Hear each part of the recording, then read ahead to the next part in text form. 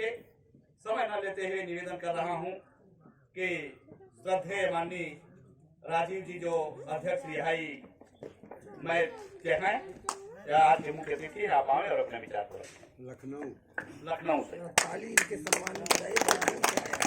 शुक्रिया। ये समय से बहुत पहले आए हैं साथियों।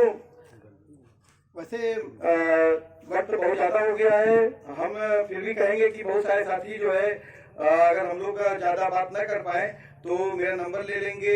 मैं आपके बगल का गांव का रहने वाला हूँ गिन्हापुर का, हम लोग मिल बैठ के बात करेंगे क्योंकि ये बहुत ऐतिहासिक संदर्भों में बात हो रही है। एक ऐतिहासिक जगह जिसको इतिहास में अगर हम देखते हैं कि इतिहास को लेखन की परंपरा जो है हिंदुस्तान में सम्राट अशोक के बाद से शुरू होती है। उसके पहले होता था कि पुनर्जन्म था, पैदा हुए हैं मर जाएंगे, जो हुआ है सो होगा। लेकिन इतिहास लेखन की पूरी परंपरा सम्राट अशोक से शुरू होती है। और इसके बाद जो आज निगम जी यहाँ पर जो इतिहास का एक लेखन कर रहे हैं, ये वर्तमान का इतिहास का लेखन है। आज सैकड़ों साल बाद भी जब बात होगी, इन मूर्तियों पे बात होगी, इस दौर में बात होगी। और यहाँ पर इसके कमेटी के जो तमाम साथी हैं, नरही राम जी बावड़ा जी संचालन कर रहे हैं, और राम मुरारी मौर्य जी, रामाधार भाई, राम सुधार जी, वीरेंद्र मौर्य, जगजीवन जी, हरिलाल मास्टर साहब, हमारे गांव के बगल के धर्मेंद्र भाई, धर्मवीर भाई, बाकीलाल भाई, लक्ष्मण भाई और तमाम साथियों। अभी डॉक्टर बॉस साहब बोल रहे थे, मैं उनका भी काफी सुना। साथियों बहुत छोटी छोटी कुछ बातें हम लोग रखेंगे, बातचीत करेंगे, क्योंकि आज ये जिस दौर में हम लोग बात कर रहे हैं और जिस दौर में मेरी निगम जी से मुलाकात हुई थी वो दौर कोरोना काल का दौर था। और एक हबीब जाली साहब बड़े शायर हैं पाकिस्तान के, उन्होंने बोला था कि जब एक एक करके उम्मीदें टूटने लगी थी, हम ख्यालों के खोजने निकले थे। रियलिटी में यह है, आज ललई सिंह यादव पेरियार को क्यों खोज रहे हैं लोग, आज सम्राट अशोक को क्यों खोज रहे हैं, चंद्रगुप्त को क्यों खोज रहे हैं, माता रमाबाई को क्यों खोज रहे हैं? क्योंकि इतिहास में कुछ गलतियां हुई हैं, कुछ भूल हुई हैं। 70-74 साल में मुश्किल से हम आज अपने 70-74 साल में भूल गए कि हम गुलाम थे। आज हमारे किसान साथी वहां धरने पे, महीनों के धरने पे बैठे हैं। पूरी जो गुलामी का दस्तावेज था, आज हम लोग उस गुलामी के दस्तावेजों में से खोज रहे हैं। हमारे बीच में माता रमाबाई का आज जन्म दिवस है।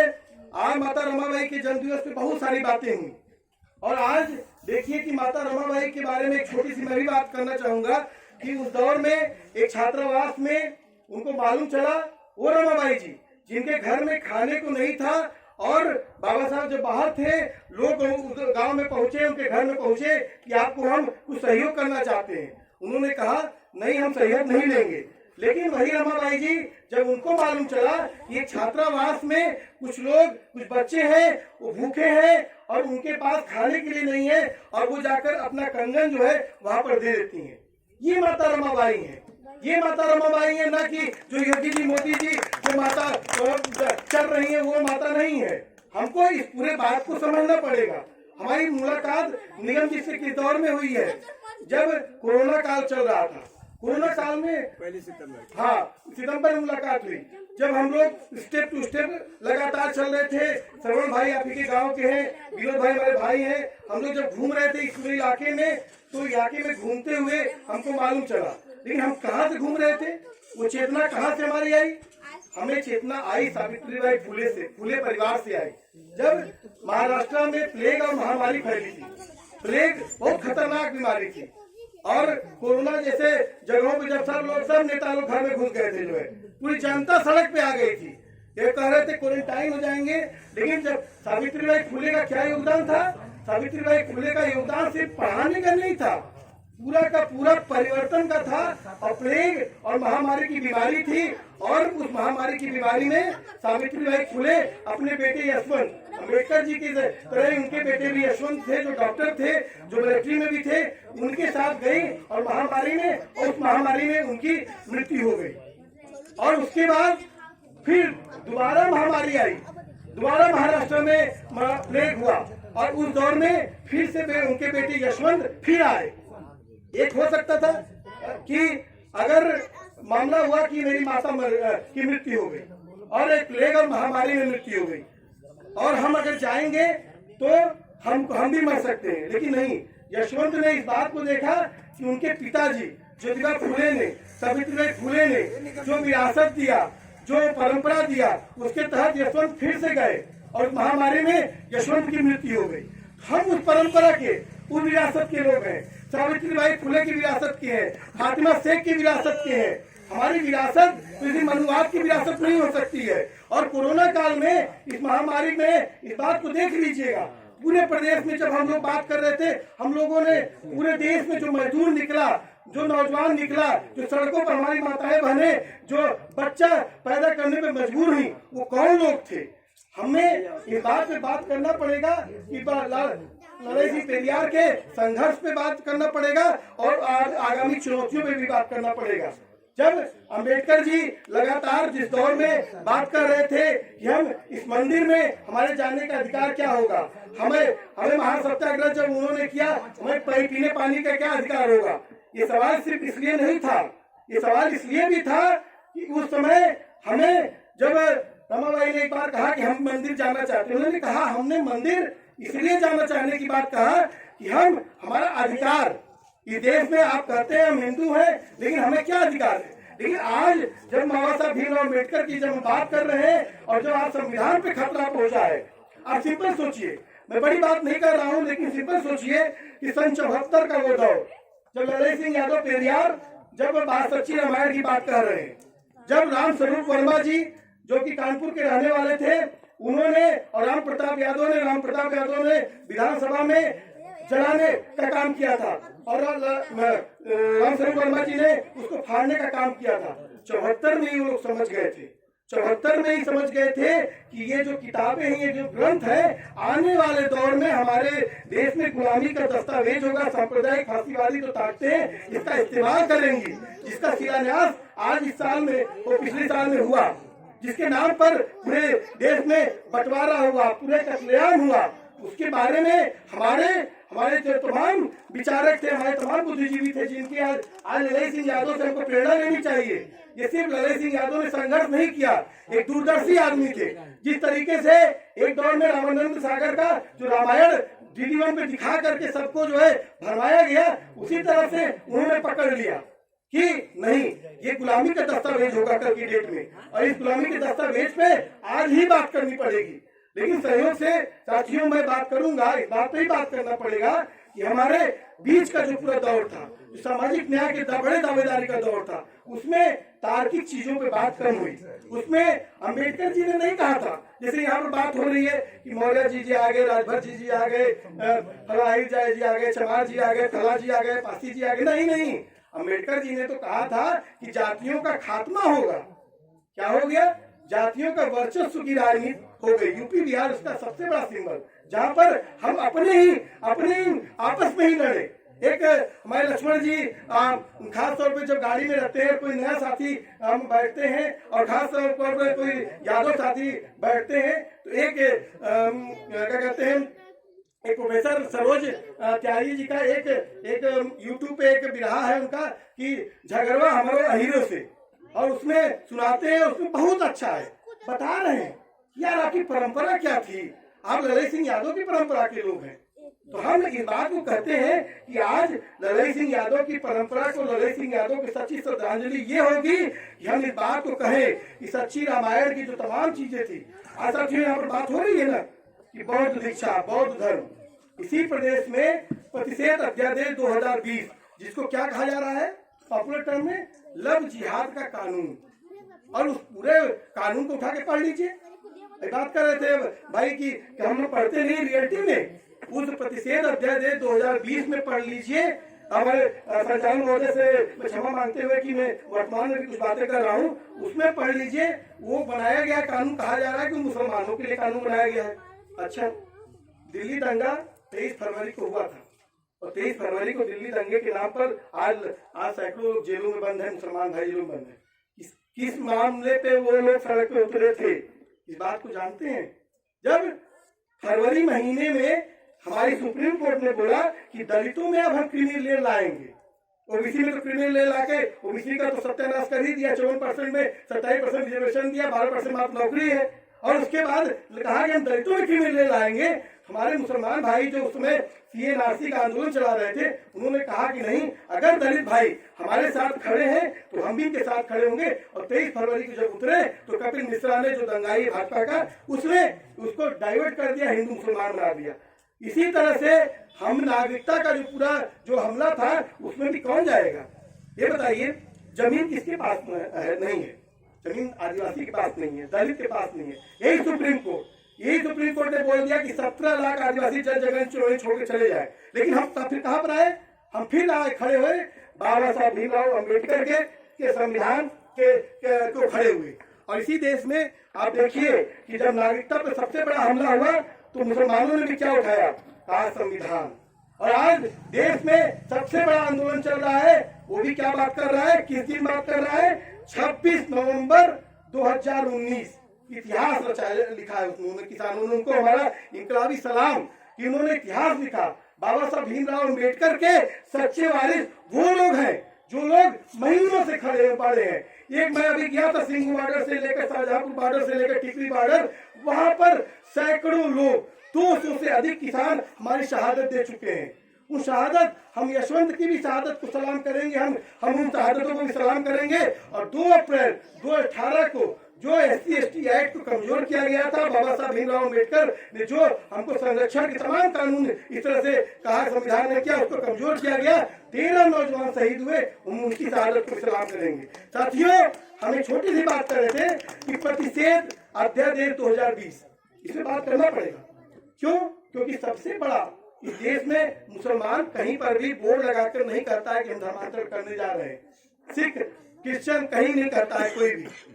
बौद्ध दीक्षा के बड़े बड़े कार्यक्रम होते हैं और हम गर्व से सीना ठोक के करते हैं। 56-54 इंची वाला नहीं, हम बाबा साहब भीमराव अम्बेडकर के वारिस हैं, ये सीना ठोक के कहते हैं कि बाबा साहब भीमराव अम्बेडकर ने जिस दिन दीक्षा दी थी, जिस दिन उनका जन्म दिवस है, जिस दिन परिनिर्वाण दिवस है, हम उसको मनाते हैं और बौद्ध दीक्षा का कार्यक्रम करते हैं। क्या उस कानून में क्या कहा गया? वो कानून कह रहा है, आप तो कह रहे हैं कि लव जिहाद कानून है। उस कानून में क्या कहा है कि अगर राजीव यादव OBC मतलब अगर या फिर गैर दलित कोई अगर धर्मांतरण करेगा तो उसको 5 साल की सजा है और 15,000 का जुर्माना है। चलिए ठीक है, हो गया, उसमें मुसलमान नहीं बढ़ लिखा है। फिर दूसरा लिखा है अनुसूचित जाति और अनुसूचित जनजाति का अगर कोई व्यक्ति अपना धर्मांतरण करेगा तो उसको 10 साल की सजा और 25,000 जुर्माना। अच्छा, गजब का मामला है। 25 माने की कानून किसके लिए है? लव जिहाद, पॉपुलर टर्म में लव जिहाद कहा जा रहा है मुसलमानों के लिए। और उसका हमला किसके ऊपर है? दलितों पे है, आदिवासियों पे है। जो हमला जो हमें ललित सिंह यादव पेरियार का, अभी डॉक्टर बोध जी यहाँ पे बैठे थे, वो बोल रहे थे धर्मांतरण क्यों करके भी इनकी पुस्तक है। राहुल संगीता ने भी लिखा है, बहुत सारे लोगों ने इस बात को लिखा है कि आज उस पे आपके राइट पे हमला हो रहा है, आज आपके संविधान पे हमला हो रहा है, आज आपका जो अस्तित्व है वो अस्तित्व का किस तरह से जो हम लड़ भिड़ करके यहाँ पर हम लोग आज बात कर पा रहे हैं उस पर हमला है। इसलिए मुझे साथियों लंबी चौड़ी बात नहीं करना है क्योंकि आप सब लोग बहुत देर से बैठे हैं और मैं बाकी भाई से कहूँगा मेरी डायरी अगर घुमा देंगे, जो साथी अपना नंबर दे देंगे, आप कहेंगे तो हम आपके घर सबके घर आके के बहुत चोखा खा के हम लोग बहुत हम लंबा बतियाएंगे। क्यों कि हिंदुस्तान एक गंभीर संकट से जूझ रहा है, गंभीर परिस्थितियों में फंसा हुआ है। आज ललित सिंह यादव को हम याद कर रहे हैं। 10 साल पहले भैया बाबा जी बताइए इतना पॉपुलर वे में बात करते थे लोग? नहीं बात करते थे। आज यूट्यूब चैनल पे तमाम लोग, अभी डॉक्टर साहब का मैं बार-बार 2 बार जिक्र किया कि बहुत गंभीरता से इन्होंने लेखन पे बात किया। आज हम लोग अभी बाबू जगदेव प्रसाद, अभी उनकी जयंती थी। बाबू जगदेव प्रसाद कितना हिस्टोरिकल आदमी, जिनकी हत्या की गई और जिनकी बिहार लेनिन जिनकी हत्या की गई, और जब हत्या की गई तो उनको घसीटते हुए पुलिस वालों ने जीप से घसीटते हुए लेके गए और जब पानी मांगा तो पेशाब पिलाई वो। और हम उस समय भाग खड़े हुए थे, हमारी गलती है, एक हिस्टोरिकल मिस्टेक है, ऐतिहासिक मिस्टेक है जिसको हम कभी सुलझा नहीं पाएंगे कि बाबू जगदेव प्रसाद जो इतना परिवर्तन का इतना बड़ा नाम, जिनकी हत्या हो रही है, 85% भाग रहा है नहीं। लेकिन आज आपकी लड़ाई देखिए, 3 आंदोलन, 2 अप्रैल 2018 SC/ST एक्ट पे हमला हुआ, लोग खड़े हो गए सड़कों पर, वही सुप्रीम कोर्ट फिर से पीछे हट गई। नागरिकता आंदोलन। इस देश में नागरिकता के नाम पर वो आंदोलन मुसलमानों का नहीं था, वो हमला ठीक इसी तरह से 25 अध्यादेश 2020 तरह आदिवासी दलितों पर था। असम में आप जाकर रिकॉर्ड निकाल लीजिए कि महिलाओं का सबसे ज्यादा उसमें नागरिकता खत्म हुई, उसके बाद आदिवासियों की खत्म हुई। यही खात्मा हमारा भी होने जा रहा था, लेकिन हमारे मुसलमान भाइयों की, खास तौर की हमारी माताएं बहनें, उनका शुक्रगुजार है कि वो खड़ी हो गई और उन्होंने पूरे कानून को फिलहाल में बैकफुट पे ला दिया। तीसरा कि आप आज किसान आंदोलन का जो पूरा आंदोलन का चरित्र है वो इस बात पे कह रहा है कि आज संविधान हिंदुस्तान में बचेगा कि नहीं बचेगा, ये लड़ाई है। और मैं खास तौर पे कहना चाहूंगा कि अभी मेरी धर्मेंद्र भाई से बात हो रही थी, मैं इस बात को कहा कि 38 लाख लोग कह रहे हैं ना कि यार यहाँ पर आंदोलन की संभावनाएं नहीं है या आंदोलन की नहीं होता। कौन कहा था? कोई निकलते नहीं थे, लेकिन जब बाबा साहब ने शुरू किया उस दौर में लोग खड़े हो गए। ललन सिंह यादव जिस दौर में खड़े होते हैं उस दौर में लोग खड़े हो गए। तो आने वाले दौर में जो बात कर रहे हैं ये किसान आंदोलन आगे बढ़ेगा। बाबू जगदेव प्रसाद ने कहा था ना, अब की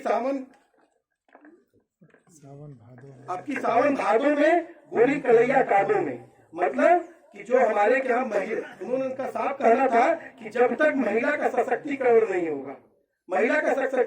होगा तब तक इस देश में कोई सशक्तिकरण नहीं हो सकता है। अब की सावन भादों में गोरी कलैया कादों में, मतलब ये जो धान के खेत है क्या होता है, रोपनी होती है ना, रोपनी से ही जो रोपते हैं ना उनको लोग कह देते हैं एक जाति विशेष का नाम लेते हैं फलवा है नहीं। अगर हम जब इस देश में लैंगिक समानता तब आ पाएगी जब सभी की महिलाएं रोपनी करना शुरू करेंगी। छोटी छोटी चीजों से हमको आगे बढ़ना पड़ेगा। और मैं कहूंगा अंतिम बात में इस बात को लेकर कि 38 लाख लोग कोरोना काल में ऑफिशियल डाटा आए हैं, लगभग 1.5 करोड़ के ऊपर लोग पूर्वांचल में आए हैं और हम गिरमिटिया मजदूरों की औलादे हैं। सच्चाई यही है कि यहाँ पर कोई जमींदार नहीं था, हमारे बाप दादा मधेपुरा के थे, ताकि यहाँ पर बसे जो है। आने वाले दौरों में हमको इस बात को देखना पड़ेगा कि संविधान की जो लड़ाई है, अभी मेरे साथी कह रहे थे कि पूरे संविधान की जो लड़ाई है उस लड़ाई में अगर हम उसको शब्द समझने के साथ उसके संघर्ष को भी समझना पड़ेगा। और आने वाले दिनों में हम अगर किसान मजदूर की यूनिटी बनती है तभी देश में संविधान बचेगा। बाबा साहब भीमराव अम्बेडकर का जो सपना है तभी साकार हो सकता है। साथियों, मैं इसी के साथ अभी बात समाप्त करता हूँ कि आने वाले दौर में हमको इस बात को याद रखना पड़ेगा। जिस तरीके से निगम जी ने कहा कि अभी राव शंकरायण जी की जयंती है, उसके बाद उन्होंने 14 अप्रैल को अम्बेडकर जी की है, उसके बाद और कई महापुरुषों का नाम लिया। हमको लगता है कि हर महीने हमारे 3-4 महापुरुषों की जयंती है। मैं एक प्रस्ताव भी रखना चाहूंगा, इसमें जो भी लिखने पढ़ने से लेकर जो भी सहयोग इस तरह से रहेगा जरूर हम लोग करेंगे कि हम लोग जगह जगह पर इन जयंतियों को, इन परिनिर्वाण दिवस को उनकी गंभीरता के साथ उसको वैचारिक रूप से मनाएं और शिविर करें और गाँव में भी चौपाले लगा करके हफ्ते का कार्यक्रम दें। हफ्ते का कार्यक्रम ले। एक हफ्ते हमारा ये इस ललन सिंह यादव पेरियार को हम बताने के लिए एक हफ्ते निकले, एक हफ्ते हम बाबू जगदेव प्रसाद को बताने के लिए निकले, एक हफ्ते हम क्या कहते हैं रामस्वरूप वर्मा को बताने के लिए। 23 फरवरी को संत गाडगे की जयंती है। 23 फरवरी को संत गाडगे की जयंती। उससे जो ये बिखराव हुआ है, जो तमाम जो फांसी वाले सांप्रदायिक ताकतें हैं उसको हम न सिर्फ कमजोर करेंगे बल्कि बाबा साहब भीमराव अम्बेडकर के सपनों का भारत बनाएंगे। इसी के साथ मैं अपनी बात समाप्त करता हूँ। इंकलाब जिंदाबाद।